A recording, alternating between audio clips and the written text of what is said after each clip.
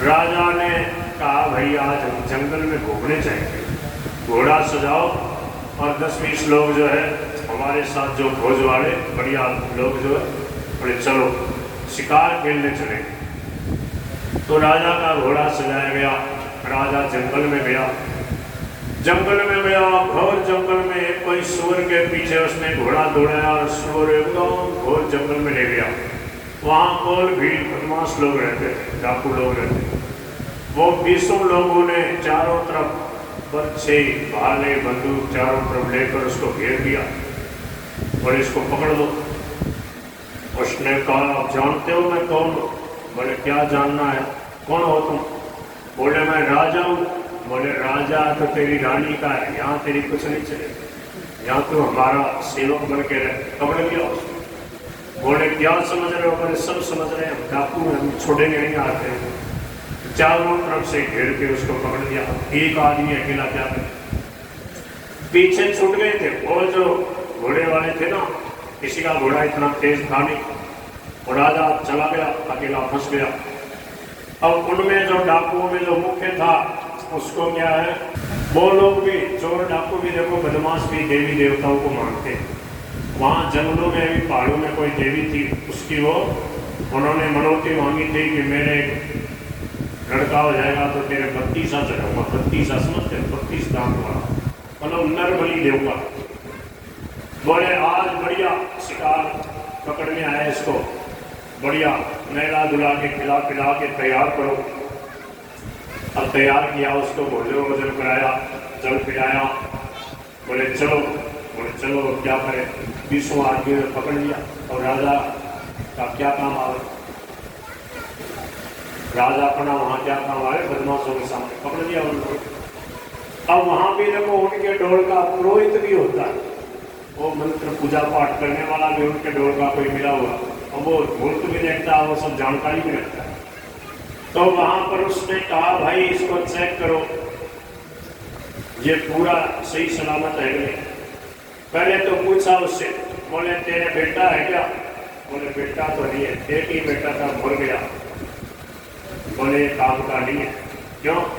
इसका हृदय जला हुआ है, बेटे की चिंता करता रहता है, इसको भगाओ। बोले बहुत चालाक आदमी है, झूठ बोल रहा हो। फिर बोले तेरे घरवाली है, स्त्री है? बोले स्त्री तो थी पर मर गई। अरे बोले आधा अंग है, अच्छे काम में धर्म कार्य में पति पत्नी दोनों मिलकर काम करते हैं, पूरा होता है, आधा अंग है, निकालो इसको काम का नहीं। बोले नहीं ये बहुत चालाक आदमी, झूठ बोल रहा हो।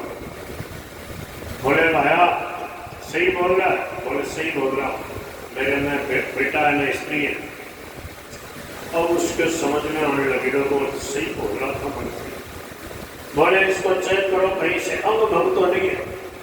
तो वो खुद ही बोले महाराज मेरे तो आंगली कटोरी देखो महाराज, आंगली कटोरी को खुद ही दिखा दो। और बोले इसको भगाओ, कहाँ से लाए हो इसको?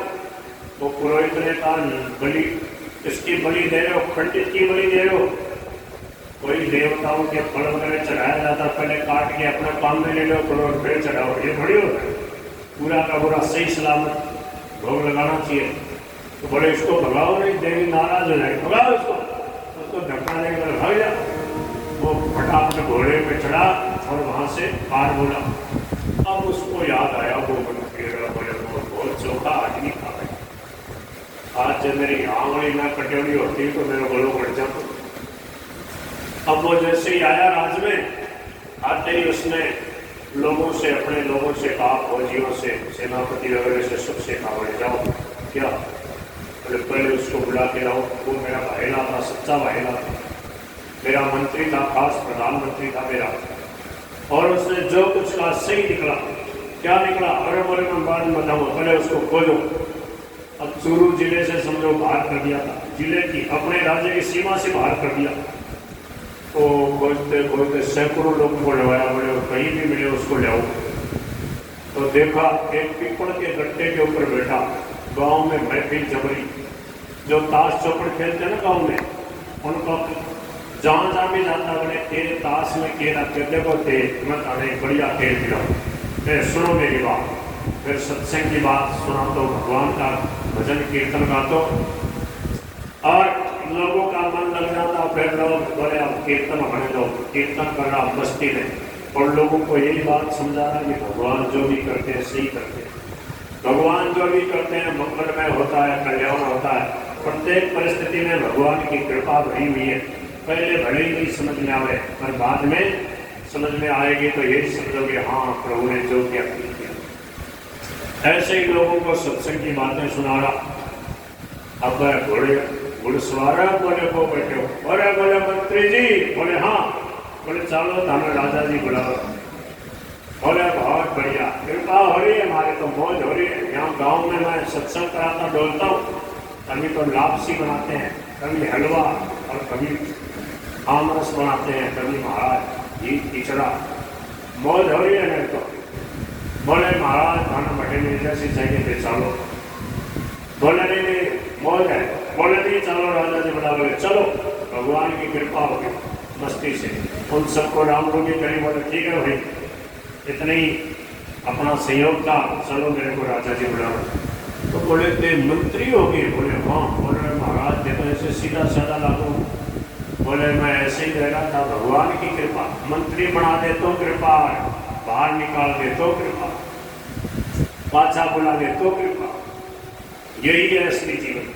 ऐसा जो व्यक्ति होता है जिससे कोई फर्क नहीं पड़ता, भगवान कहते हैं वह मेरे को प्राप्त कर लेता है।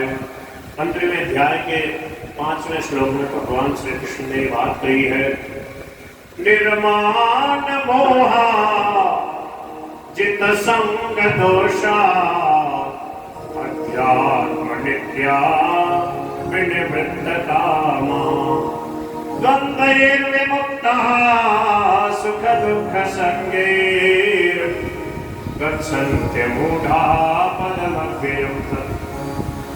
जो मान मोह से रहित है, सुख दुख में जो सम है, जो राग द्वेष आदि द्वंद्वों से रहित हैं, ऐसे मेरे लाडले मेरे भक्त मुझे प्राप्त कर लेते हैं। बोल गिरधर गोपाल की। अब राजा जी के पास आया, राजा जी को देखते बोले राजा कृपा हो गई, मौज हो गई, भगवान जो करते हैं मंगल करते हैं। बोले आगे आ तुम मैं तन बताऊं कि कृपा हो गई। अब राजा का कन गयो, राजा बड़े प्रेम से गले मिला उससे, बोले वास्तव में कृपा हुई। अब तो कुछ भी कहता है, कभी भी कहता रहे तो भगवान की कृपा हुई है, सदा मेरे को सुनाता है प्रत्येक परिस्थिति में। अब मुझे विश्वास हो गया भगवान जो करते हैं अच्छा ही करते हैं, कृपा हो गई भगवान। बोले अब समझ में आ गई तारे? बोले हाँ आ गई। बोले कैसे समझ में आई? बोले देख जब मेरा बेटा मरा था